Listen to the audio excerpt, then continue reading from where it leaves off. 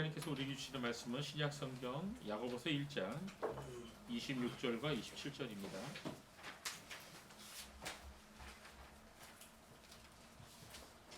신약성경 야고보서 1장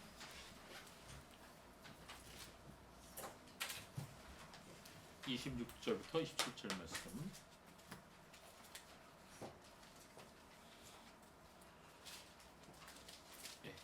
야고보서 1장 26절 27절 말씀을 우리 같이 함께 읽도록 하겠습니다. 소리 맞춰서 같이 읽습니다. 시작. 누가 스스로 경건하다 생각하며 자기 혀를 제어하지 않고 자기 마음을 속이면 이런 이의 경건은 헛된 것이다. 아멘. 네, 다시 한번 읽어볼까요? 시작. 누가 스스로 경건하다 하며 자기 혀를 제어하지 않고 자기 마음을 속이면 이런 이의 경건은 헛된 것이다. 아멘. 27절도 같이 읽어보죠. 시작. 하나님 아버지 앞에서 정결하고 더러움이 없는 경건은 환난 가운데 있는 고아와 과부들을 돌보아주고 세상으로부터 자신을 지켜 의미 없게 하는 것이다. 아멘. 네. 야고보서 1장 26절 27절 말씀 본문을 가지고 함께 말씀을 공부해 보겠습니다. 자, 여러분 설교를 들으시다가 또는 기독교 서적을 읽으시다가 영성이라고 하는 단어를 보거나 들은 적이 있으세요? 예, 요새 많죠. 영성이라는 단어를 사람들이 많이 사용합니다. 영성이라는 단어는 영어로 spirituality라고 해요. 영성에 대한 이 사전적 정의를 한번 살펴보면요, 세상 사람들이 이해하는 거하고 교회 안에서 이해하는 거하고 좀 다릅니다. 세상 사람들이 이해하는 개념, 즉 영성이라고 하는 단어의 일반적인 개념은 정신의 세계와 연합된 연관된 철학적 개념입니다. 그래서 초월적, 더 나아가 신을 뜻하기도 하는 말로 사용되고 있어요. 자, 그래서 이 세상 사람들은 영성이라는 단어를 다른 종교에서 많이 써요, 요새. 근데 교회 안에서 말하는 영성이라고 하는 것은 하나님을 믿고 거듭난 모든 자녀들에게 주어진 영적인 성품을 말한다. 이렇게 정의되어 있습니다. 즉 성령의 역사하심으로 예수 그리스도를 믿는 사람에게서 나타나는 아주 자연스럽고 그리고 거룩한 경건한 성품이다. 뭐 이런 의미를 가진다고 말을 할 수가 있습니다. 그러나 전 이제 영성이라는 단어를 별로 안 좋아해요. 저는 개인적으로. 왜냐하면 영성이란 말 자체가 성경적인 단어가 아니기 때문입니다. 성경에는 영성이라는 단어 안 나와요. 본래 이 영성이라는 용어는 그 기원을 살펴보면요, 카톨릭으로부터 비롯된 것입니다. 여기에는 많은 학자들 사이에서도 이견이 없어요. 본래 이 영성이라는 용어는 이 카톨릭으로부터 온 아주 신비적이고 그리고 비의적인 그런 용어입니다. 비밀스러운 용어라는 거죠. 영성이란 단어의 의미 안에 개인의 신비 체험이라고 하는 개념이 들어가 있어요.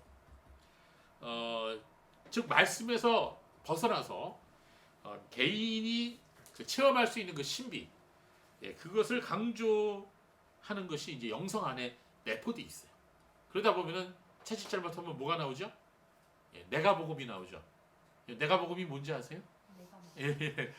누가복음하고 약간 비슷하지만 전혀 다른, 내 스스로 생각하는 하나님은 이럴 것이다. 예수님은 이럴 것이다. 구원은 이렇게 받는다. 이렇게 내 자신이 스스로 만들어 놓은 복음이에요. 잘못된 복음이죠. 다른 복음이죠. 그런 것들이 이제 자칫 잘못하면은 이 개인의 신비 체험을 통해서 이루어지는 것입니다. 자, 우리는 항상 이 율법주의에 빠지는 것도 경고해야 되고요, 경계해야 되고요, 그리고 동시에 신비주의에 빠지는 것도 조심해야 돼요.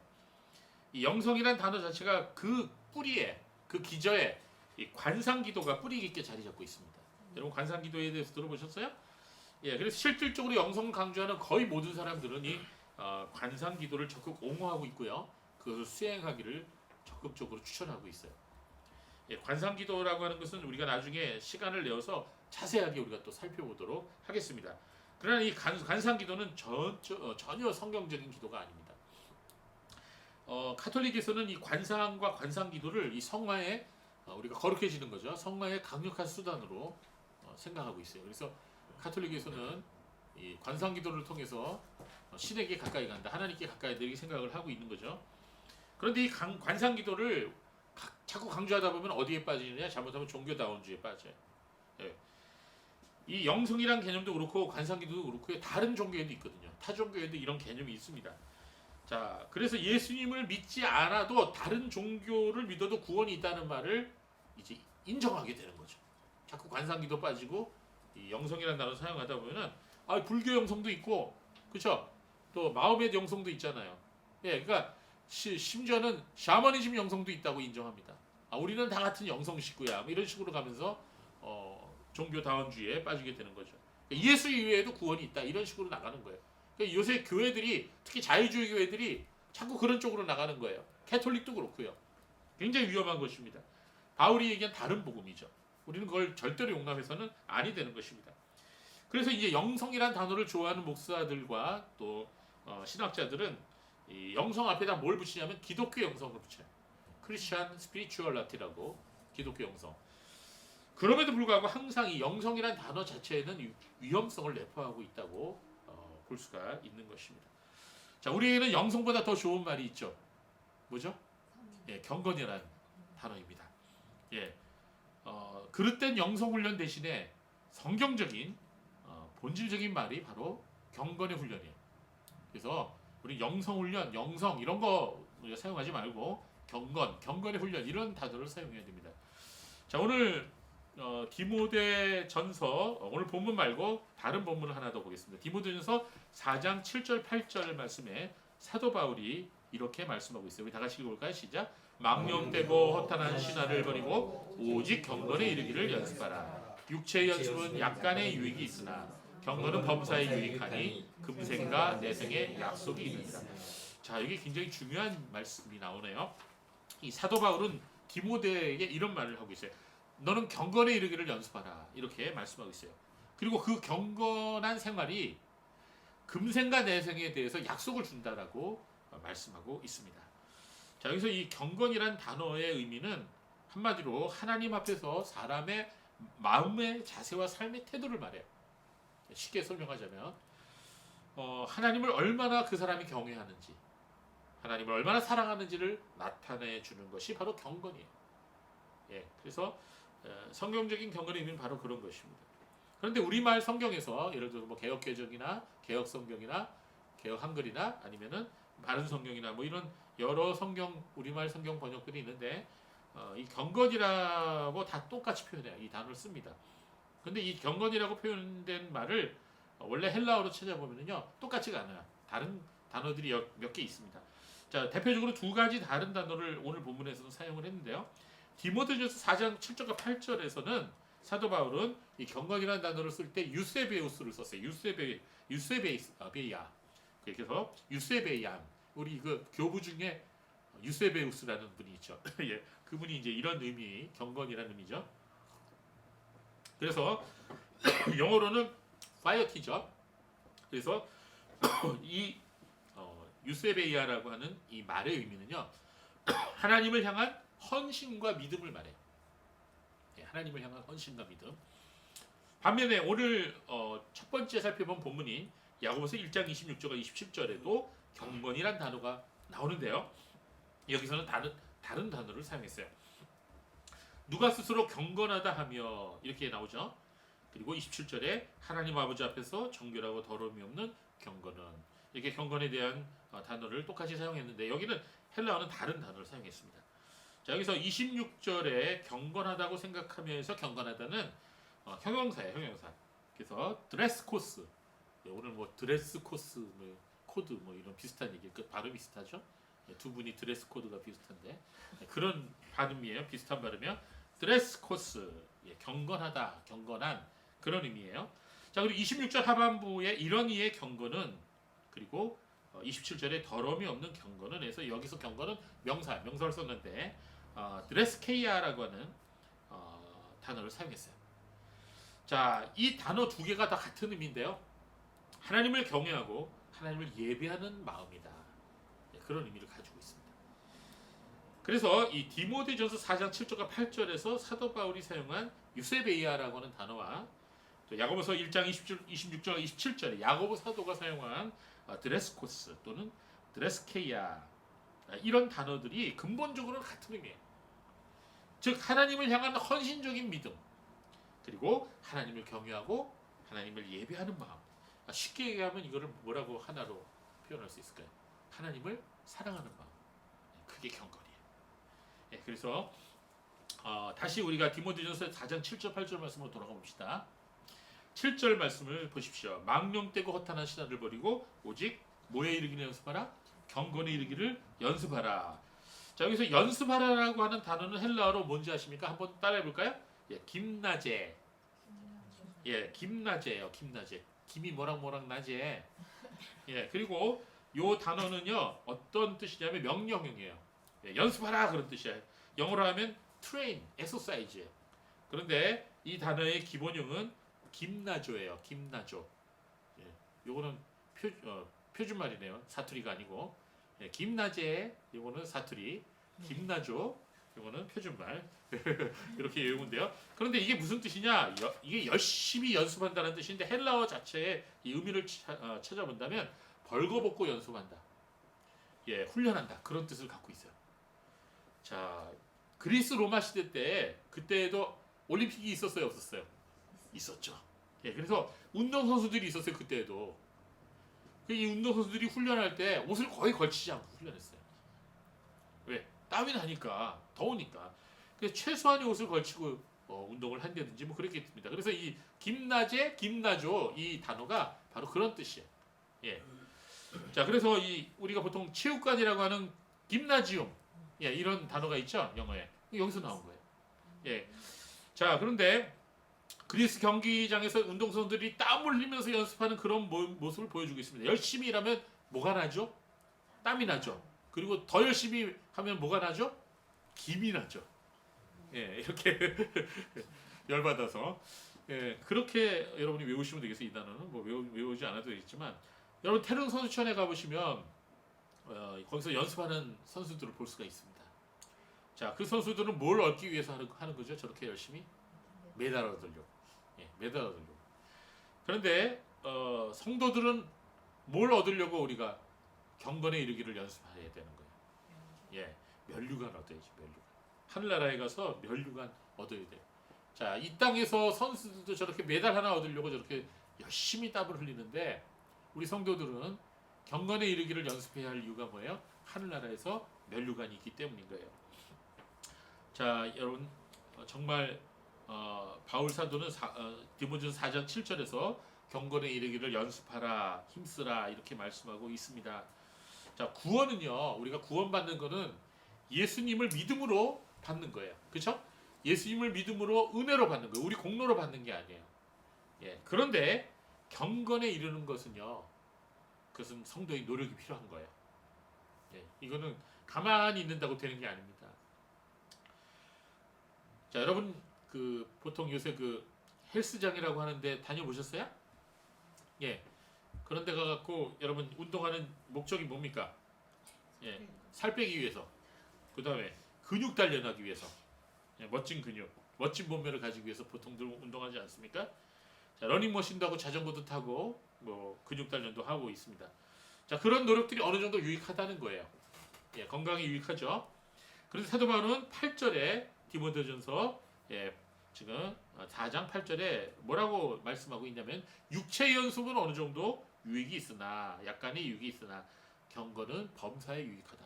모든 것에 유익하다. 금생과 내생에 약속이 있느니라. 자, 경건에 힘쓰는 것은 우리가 살아가고 있는 이 세상에서도 유익하지만 또한 우리가 죽어서 이 세상을 떠나서 한나라에 가서도 이 경건은 유익하다라고 말씀하는 것입니다. 자, 그렇다면 유익하다는 말이 어떤 의미일까요? 하나님께서 경건하게 살아가는 성도들에게 약속을 해주셨다는 말이에요. 유익하다는 말이. 자, 약속을 해주셨다는 말의 의미는 헬라어로 에판겔리안인데요. 유앙겔리온하고 많이 비슷하죠. 자, 에판겔리온은 무엇에 적절하다라는 뜻의 에피와 그 다음에 알리다, 전하다, 예고하다라는 말에 안겔로가 합쳐진 거예요. 예, 유앙겔리온은 앞에 유자, 좋다는 뜻이 합쳐진 거죠. 좋은 소식. 이거는 적절하게, 합당하게 알리다 이런 뜻입니다. 그래서 이 단어는요, 신약에서도 그렇고 그 당시 코인의 헬라어에서 어떤 의미로 사용되느냐? 법적인 용어로 사용됐어요. 법적인 용어. 즉 이거는 약속을 반드시 이행해야 되는 어떤 법적인 근거가 되는 그런 의미인 것입니다. 공식적으로 승인된 약속이에요. 공증이죠, 공증. 우리가 공증을 하지 않습니까? 어떤 거 할 때 서로 약속하는 거예요. 그리고 법으로 그걸 꽉 내는 거예요. 그런데 신약에서 이 단어가 항상 언제 사용됐냐면 하나님의 약속을 말할 때 이 단어가 사용됐어요. 그 말은 뭐예요? 하나님께서 반드시 약속을 지킨다는 거예요. 하나님과 나서의 공증이 있다는 거죠. 그래서 이 단어 에반겔리오는 굉장히 중요한 단어입니다. 자, 하나님이 약속을 해주셨대요, 우리에게.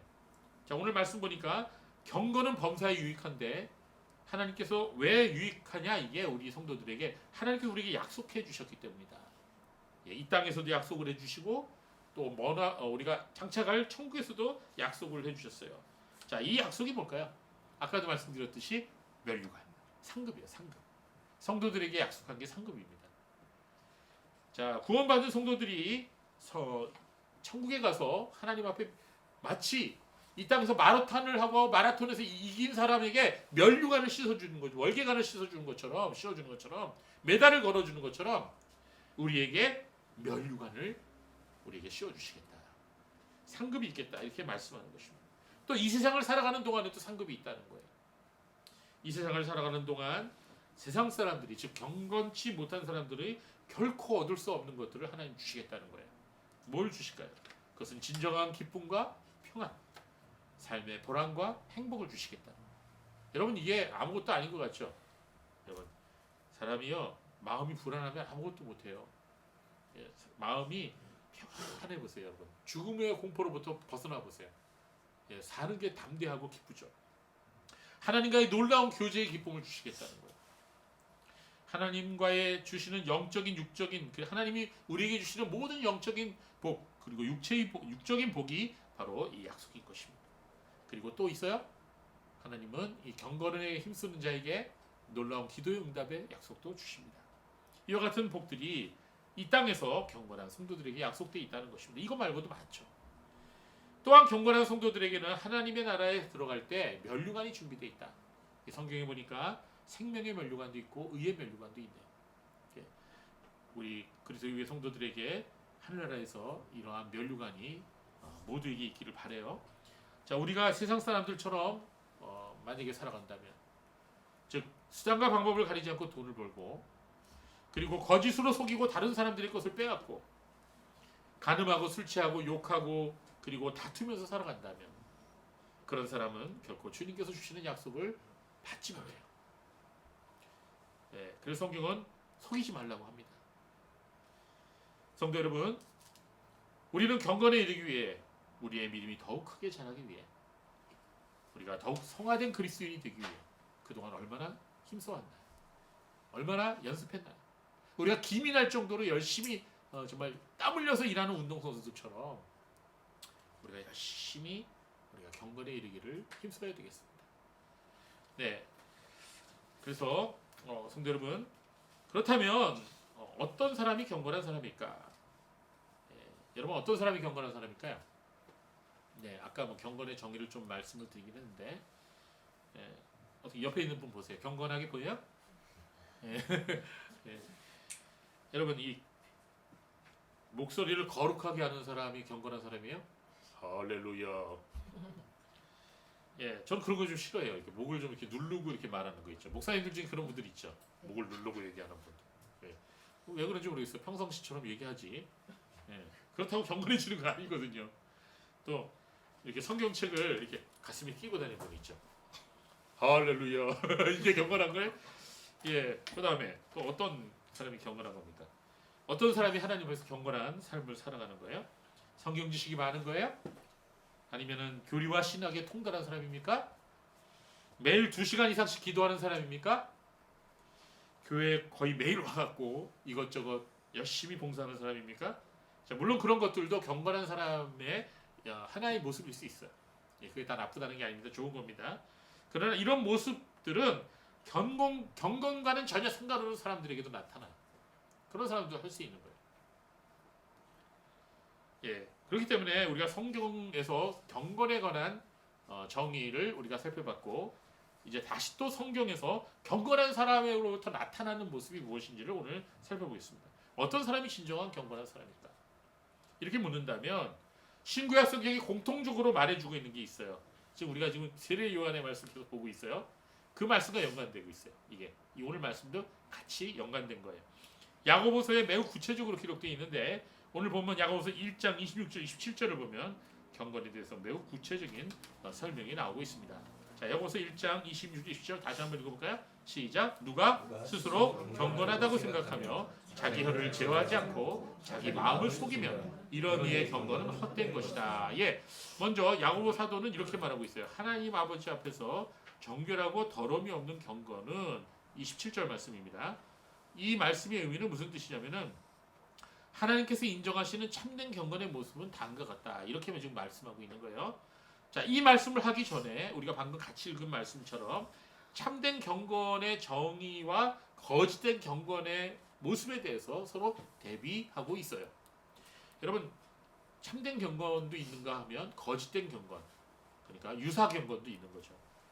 자, 야고보 사도가 여기에서 거짓 경건과 참된 경건에 대해서 서로 대조하고 있는데요. 그렇다면 거짓된 경건의 모습은 어떤 것일까요? 예, 그것은 자기 혀를 제어하지 않고 자기 마음을 속이는 사람이에요. 이게 뭔 뜻일까? 여러분, 거짓된 경건의 대표적인 모습이 뭐냐? 자기 혀를 제어하지 않는다는 거. 그 말은 뭐예요? 끊임없이 말로만 경건한 척하는 거예요. 예, 말로는 정말 청산유수예요. 예, 말을 잘해요. 경건한 말을 많이 하고 끊임없이 말을 합니다. 근데 그 자기 혀를 제어하지 못해요. 결국은 그것은 자기 자랑을 위한 것입니다. 자기를 나타내기 위한 것이죠. 하나님의 말씀에 대한 지식은 있는지 모르나 문제는 뭐냐면 그 말씀을 행동으로 못 옮긴다는 거예요. 더 나아가서 바리새인들처럼 자신의 선행과 신앙심을 다른 사람들이 보이도록 하는 것입니다. 예, 목적은 뭐죠? 자기를 드러내는 거죠. 예. 그래서 이런 사람들의 경건은 바로 거짓된 경건이다. 이렇게 야고보 사도 말씀하고 있습니다. 결국 자신 스스로를 속이는 결과를 초래하게 되는 거죠. 예수님께서 이런 사람들을 가리켜 뭐 한다고 비판하셨죠? 외식한다. 예, 겉과 속이 다른 그런 회칠한 무덤이다 이렇게 비판하셨던 것입니다. 자, 오늘날 마찬가지예요. 오늘날도 교회에서 신앙생활하는 분들 중에 정말 많은 사람들이 스스로를 속이면서 살아갑니다. 자신이 결코 경건하지 않음에도 불구하고 스스로 경건하다고 착각하고 살아가는 것입니다. 그러나 참된 경건의 모습은 겉모습으로 나타나는 위선적인 연기가 아니에요. 그것은 행동과 삶의 모습으로 나타나는 자연스러운 열매인 것입니다. 그래서 이 야고보 사도는 이 참된 경건에 대해서 이렇게 정의를 하고 있습니다. 참된 경건은 무엇이냐? 참으로 경건한 사람은 어떻게 살아가느냐? 먼저 환난 가운데 있는 고아와 과부들을 돌보아주고 세상으로부터 자신을 지켜 흠이 없게 하는 것이다. 성경 말씀은 얼핏 읽으면요, 그냥 간단한 것 같아요. 근데 자꾸 묵상을 해보면 어마어마한 뜻이 담겨 있어요. 여러분 다시 한번 볼까요? 야고보 사도가 경건한 성도의 모습을 두 가지로 표현하고 있죠. 첫 번째는 뭡니까? 예, 어려운 이웃을 돌보아주는 거예요. 이건 지난번에도 지난주에 세례 요한이 말씀한 회개에 합당한 열매인 나누는 삶이죠. 그거 같은 의미예요.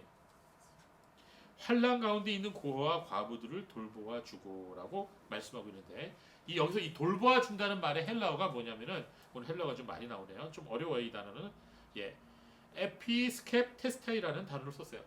예, 에피스켑테스타이 기본형은 에피스켑토마이라는 단어인데요. 이 단어의 의미는 뭐냐면요, 가서 본다는 뜻이에요. 방문하다는 뜻이 비지트.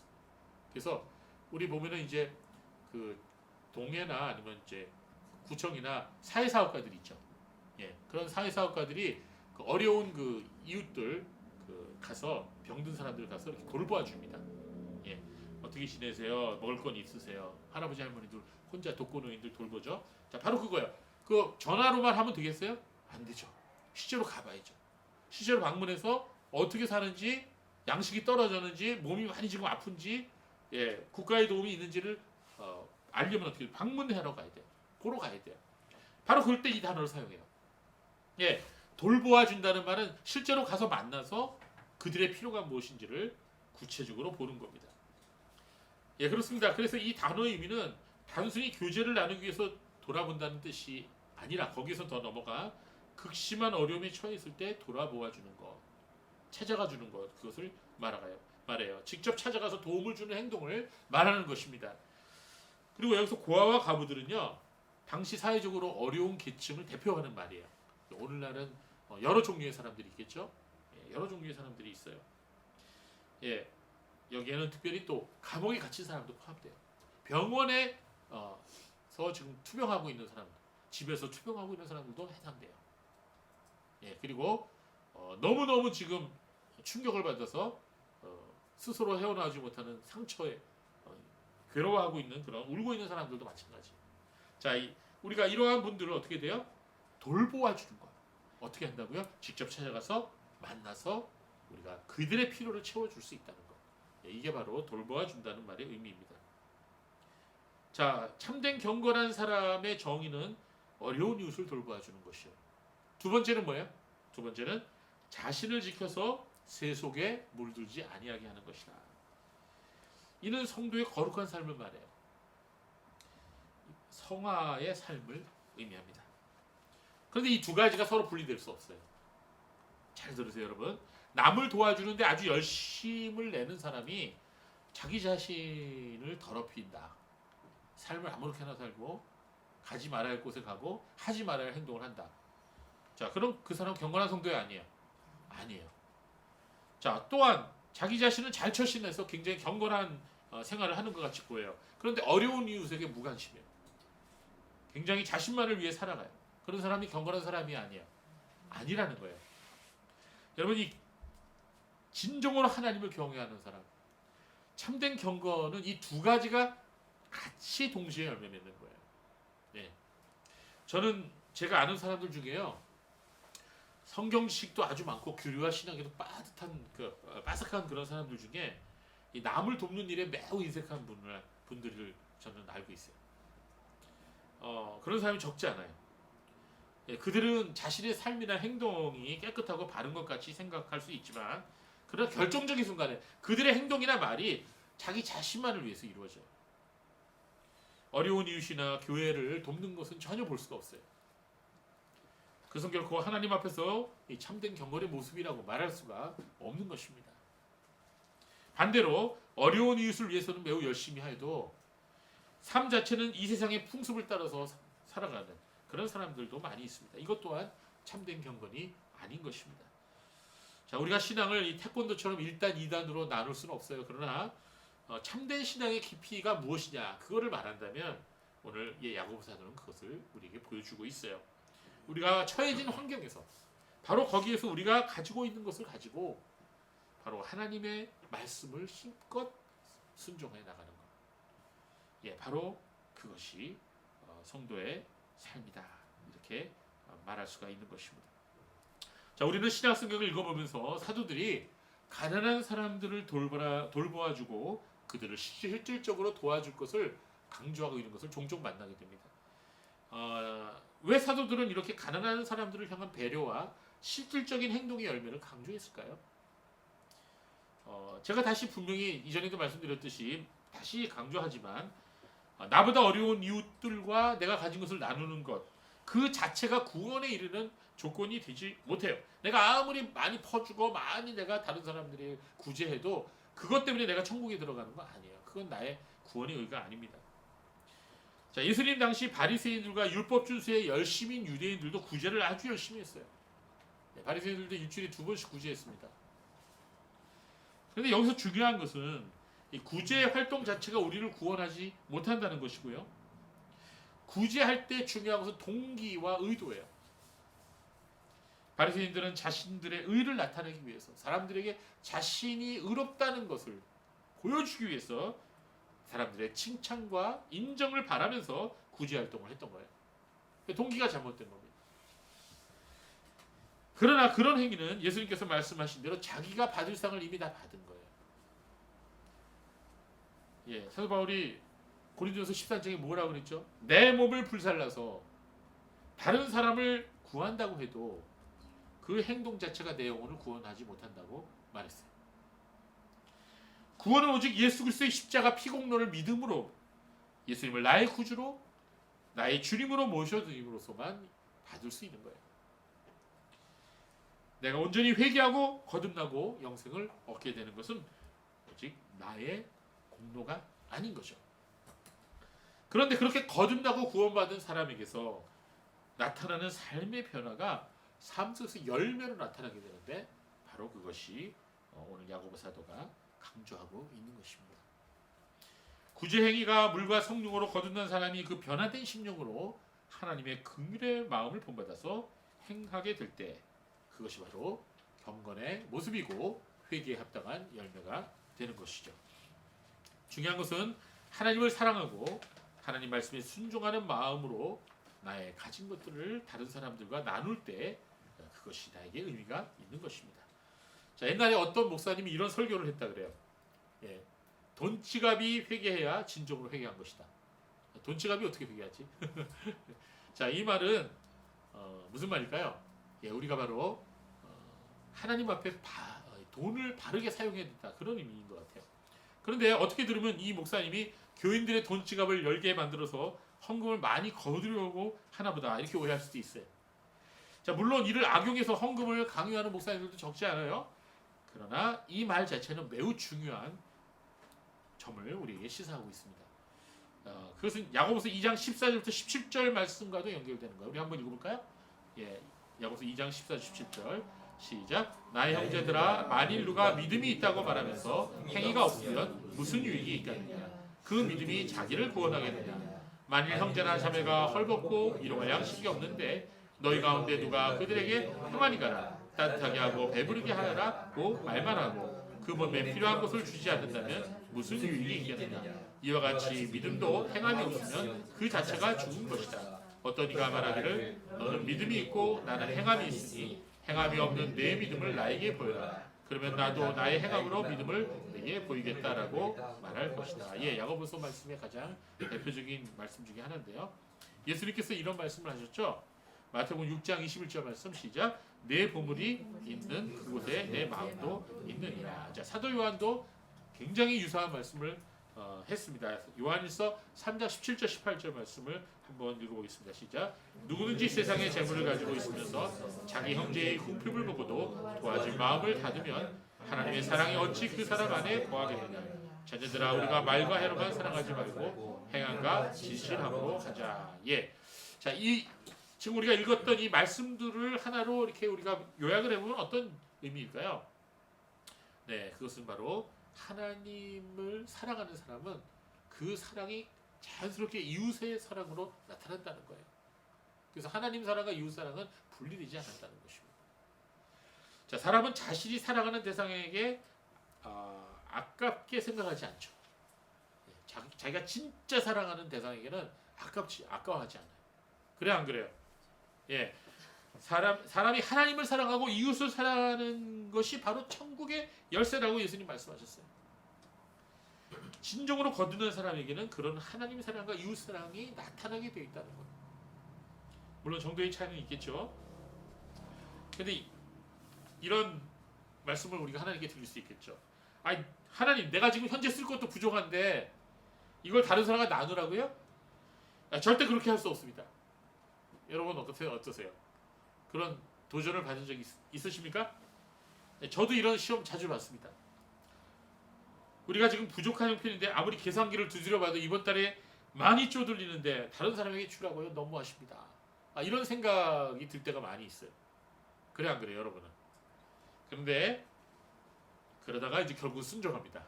순종해서 물론 저도 어렵지만 저보다 어려운 분들 생각나면은 갖다 줘요. 갖다 주는데 참 희한하거든요. 그러고 나서 얼마 안 있다가 그보다 더 많은 돈이 딱 들어와요. 그런 경험을 많이 해봤어요. 여러분 어떠세요? 그렇다고 그걸 꼭 바라면서 그러는 게 아니라 하나님께서는 우리에게 필요한 것이 무엇인지 아세요. 그런데 우리가 이렇게 부족한 중에서도 섬기는 그런 삶을 산다는 것이 굉장히 의미가 있다고 생각합니다. 자, 제가 살아가면서 그런 경우를 많이 경험을 해봤습니다. 그래서 이제 가다 보면 뭐 가만히 못 있죠. 예, 할머니가 그냥 너무 힘들게 피해지를 죽고 계시니까 굉장히 마음이 아프잖아요, 그렇죠? 그럼 그냥 가다가도 그냥 차 세워놓고 달려가서 할머니한테 조금이라도 지어주고 가고 뭐 이런 행동을 한 적도 있었는데 사실 알고 보니까 그 할머니가 저보다 더 부자였더라고요. 뭐 그럴 수도 있죠. 예. 여러분 우리가 하나님을 진정으로 믿고 의지하는 사람에게서 나오는 삶의 태도가 바로 경건이다. 그게 바로 경건의 정의인 것입니다. 제가 지난 주일에 자족과 만족의 삶에 대한 말씀을 드렸죠. 지난 주일 그 말씀과 연결해 본다면 진정으로 거듭나서 회개에 합당한 열매를 맺는 사람, 그리고 성령께서 내주하셔서 성령의 열매가 삶 속에서 맺히는 사람, 참된 믿음을 소유한 사람, 경건에 이르기 위해서 열심히 노력하는 사람에게서 나타나는 모습이 바로 이러한 것들이죠. 자족하는 삶을 살아가는 사람, 그리고 구제하는 삶을 살아가는 사람, 나누는 삶을 살아가는 사람, 그리고 자신을 지켜서 이 세상에 물들지 아니하는 사람. 그게 오늘 본문의 경건의 정의인 것입니다. 네, 그래서 정말 우리가 하나님을 신뢰하는 마음 없이는 자족할 수 없다 그랬죠. 지난주에. 예. 하나님을 신뢰하지 못하면 항상 불안하잖아요. 그러니까 자족을 못하죠. 항상 미래와 앞날에 대해서 불안해하고 뭔가 방법을 찾는 그런 사람이 될 수밖에 없어요. 그렇게 되면 죄의 유혹에 쉽게 넘어갈 수가 있는 거죠. 예. 그렇습니다. 이 자족하는 마음도 하나님을 진정으로 의지할 때, 하나님을 진정으로 믿고 살아갈 때 우리가 가능한 것처럼 우리가 정말로 이 경건에 이르기를 연습하라고 했는데 경건한 삶을 우리가 살아가는 것도 하나님을 의지해야만 가능한 거예요. 하나님을 전적으로 믿어야 되는 거예요. 저는 오늘 이 경제적인 문제에 대해서 자족하는 것 외에 두 가지를 더 말씀드리려고 해요. 예, 그것은 정말 쉽지 않습니다. 그것은 뭐냐면요. 우리가 지금 처한 고난과 어려운 환경에 대한 자족과 감사예요. 예, 사실은 뭐 경제적으로 좀 어려운 거는 뭐 그냥 버티면 되는데 거기에다가 이 고난과 어려움이 막 닥쳐오면 진짜 힘들더라고요. 그리고 또 하나 있어요. 또 하나. 그 또 하나는 우리 그 젊은 자녀들에게 굉장히 의미가 있다고 보는데요. 우리 자신의 외모와 그리고 우리가 처한 환경에 대해서 진정으로 감사하고 자족할 수 있는 마음을 가지게 됩니다. 그게 바로 경건에 이르는 것이다. 자, 여러분 이 외모에 관한 문제는 오늘 시간이 부족해서 다시 나중에 다루기로 합시다. 시간이 많이 걸리기 때문에 이게 쉽지 않은 말씀인 이유는 이게 정말로 어렵기 때문이에요. 저도 설교 말씀을 준비하면서 항상 이 심적으로 부담과 고통을 느껴요. 왜 그러냐면 저의 경건의 상태나 인격이나 이 삶의 모습이 이 말씀을 전하려고 하는 내용하고 괴리감이 너무 있어요. 제가 매 주일마다 말씀을 전하면서 굉장히 괴로워요. 예, 그냥 지난 몇 주간에 더 심했어요. 그러니까 말씀은 이런데 말씀을 이렇게 전하는데 실제로 저는 그게 못 미치는 거야. 그러니까 굉장히 제가 위선자 같고 그것 때문에 더 괴로운 거죠. 예, 지난 몇 주간에도 저에게 큰 어려움이 있었어요. 뭐 어떤 문제냐고요? 외모에 관한 고민이냐고요? 그런 건 뭐 이미 오래전에 정리됐습니다. 뭐 제 외모에 대해서 매일 놀리는 한 분이 있지만 전 그런 말로 시험 들지 않아요. 뭐 돼지 오빠라고만 부른다든지 대머리 아저씨, 배불뚝이 삼촌, 뭐 이 튀어나온 원숭이, 뭐 가지각색으로 불러도 상관없습니다. 이미 다 초월했어요. 그런데 이 제가 어려움을 당하고 고통을 당할 때는 참 참기 어려워요. 예, 우리가 다른 사람에게 지난주에도 말씀드렸듯이 자족하라고 말하기는 쉬운데 내 자신이 자족하기가 쉽지가 않더라고요. 예, 건강하고 내가 하는 일들이 잘 풀릴 때는 솔직히 자족에 대해서 이야기하는 게 어렵지 않아요. 그런데 내가 너무 힘들 때, 또 몸이 아플 때, 정말 고통이 올 때, 심적인, 육적인 고통이 올 때, 너무너무 실망했을 때, 또는 젊은 분들 시련을 당할 때, 자, 이런 가운데서 자족할 수 있다는 것은 정말 너무나도 실천하기 어려워요. 아주 매우 소수만이 얻을 수 있는 그런 마음의 상태인 거라고 말씀드렸죠. 그래서 이 경건에 이르기 위해서는 우리가 어떻게 해야 될까요? 경건에 이르기 위해서 바로 경건의 훈련을 해야 된다는 겁니다. 경건의 훈련이 필요해요. 경건은 내가 스스로 나의 힘으로 할 수 있는 게 아니고요. 주님이 도와주셔야 됩니다. 그래서 경건에 이르기를 연습하라. 훈련하라. 아까 뭐라 그랬어요? 어떻게 하라고요? 김나죠. 김나게 김나죠. 그러니까 김이 날 정도로 그러니까 열심히 최선을 저 태닝 선수촌 훈련소에서 훈련하는 사람들만큼 열심히 너희가 경건의 훈련을 해라. 여러분 경건의 훈련 어떻게 하면 좋아요? 예, 여러분이 잘 아는 방법이에요. 매일 시간을 정해놓고 기도하세요. 그거 없이는 여러분 우리가 경건에 이르지 못합니다. 매일 말씀을 읽고 묵상하십시오. 그리고 여러분 적은 액수라도 우리 자녀분들 단돈 1,000원이라도 주옵소서. 여러분 여러분보다 더 어려운 이웃이 보이면요 아끼지 마시고 구제하세요.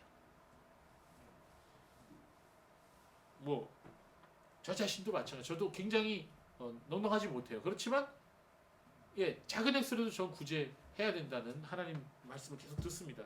이게 왜 그러냐면 이게 경건의 훈련이기 때문에 그래요. 이게 굉장히 중요해요. 저는 이 말씀이 좀 자주 여러분에게 드릴 거예요. 왜냐하면 저도 그렇고 여러분도 그렇고 우리가 경건에 이르는 훈련을 해야 되기 때문이죠. 다시 말씀드립니다.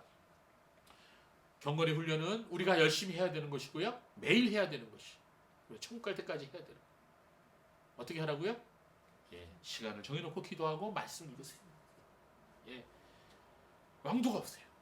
그리고 정말로 적은 액수라도 아니면 물건이라도 아니면 뭐 음식이라도 내가 다른 사람과 나보다 더 어려운 사람이 있어. 그런 사람들이 눈에 보이면 여러분이 나누십시오. 뭐 나누는 방법이 여러 가지 있을 거예요. 근데 이런 정말 기도와 말씀 그리고 구제 이러한 삶이 같이 있어야 그게 진정한 경건의 모습이 완성되는 겁니다. 그래서 성경에 창세기 요한시록까지 보시면요 거의 모든 하나님의 사람들은 다 그렇게 살았어요. 네. 그래서 이렇게 야고보 사도가 이렇게 말씀하는 것입니다. 자 여러분 자족에 관한 말씀을 제가 드렸는데요. 이런 찬송이 있죠. 주 예수보다도 귀한 것은 없네. 여러분 아세요? 이 찬송? 참 어릴 때부터 불러온 찬송인데 어떤 때는 이 찬송 부를 때 되게 부담스럽더라고요. 속으로 정말? 자꾸 그런 말이 나오는 것 같아요. 그러나 이제 세월이 많이 흘러가서 지금 아직도 많이 부끄럽고 죄송하지만 그래도 수많은 세월과 함께 지나간 수많은 고통들과 시험과 혼란을 지나치면서 이 찬송은 점점 제 마음속 깊은 곳에서 우러나오는 고백이 되어갔습니다. 자, 이전에는 머릿속에서 인정하고 이해하는 찬송이었다면 지금은 진정으로 주님을 향하는 고백하는 그런 가사가 되었어요. 자, 바라옵기는 앞으로 이 세상 그 무엇보다 주님을 진정으로 사랑하기에 이 찬송을 아무런 꺼리낌 없이 불렀으면 좋겠어요. 주 예수보다도 귀한 것은 없네. 가사 1절, 2절, 3절이 다 정말 의미가 있죠. 네, 맞습니다. 디모데전서 6장 6절 말씀 우리가 읽어볼까요? 그러나 자족하는 마음이 있으면 경건이 큰 이익이 되느니라. 네, 오늘 말씀을 마무리합니다.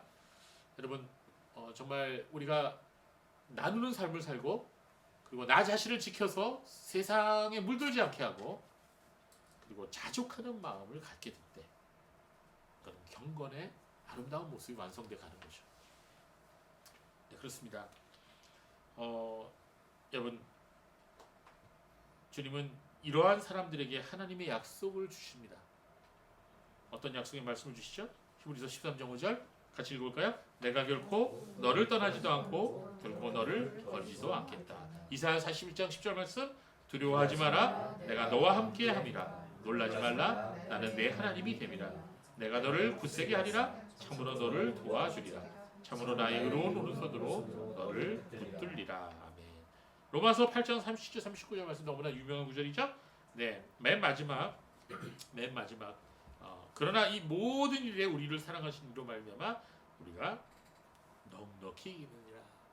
그렇죠? 다른 어떠한 피조물이라도 우리를 그리스도 예수 안에 있는 하나님의 사랑에서 끊을 수 없으리라. 약속의 말씀을 우리에게 주십니다. 예, 말씀 맺습니다. 하나님께서 인정하시는 참된 경건이란 하나님을 온전히 신뢰하면서 나의 모든 형편과 환경에 자족하는 마음을 가지고 적은 것이라도 나보다 더 어려운 이웃들과 나누며 살며 그리고 나 자신을 지켜서 세상에 물들지 아니하게 하는 그런 삶, 그게 바로 진정한 경건한 성도의 삶이다. 이렇게 오늘 말씀하고 있네요. 우리 모두 진정으로 하나님께서 인정하시는 그런 경건한 성도가 되시기를 진심으로 간절히 바랍니다. 기도하겠습니다.